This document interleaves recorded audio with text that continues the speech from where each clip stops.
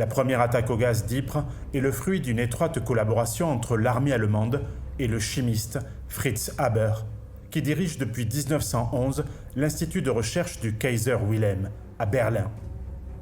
Ironie de l'histoire, Haber recevra le prix Nobel de chimie en 1918 pour ses travaux sur la synthèse de l'ammoniac dans la fabrication d'engrais.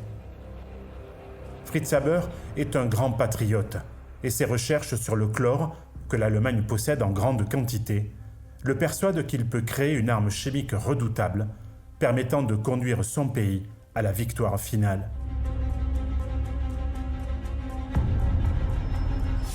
On pensait que la science allait amener au bonheur universel. Il y a une vraie rupture en fait. Autant les travaux de Fritz Haber sur la synthèse de l'ammoniac, qui permet de développer les engrais, entre autres, va permettre de lutter contre la faim, contre la famine. Eh bien, il y a ce basculement finalement, toute cette science tournée vers l'amélioration des conditions de vie, vers l'amélioration, tout ce savoir-faire va être détourné dans le sens de la destruction, et dans tous les domaines. Et Fritz Haber, c'est pas le seul dans ce cas-là.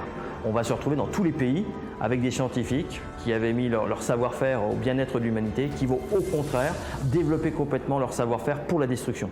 Il y aura des contre-exemples. Je pense notamment à Albert Einstein, le physicien Albert Einstein, qui était donc allemand.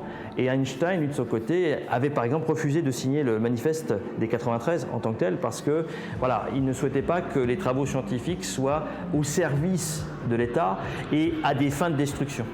Donc Fritz Haber, il est révélateur en fait de ce tournant pris par de très nombreux scientifiques qui vont mettre leur savoir-faire au service de la victoire de leur pays et donc au service, paradoxalement, de la destruction.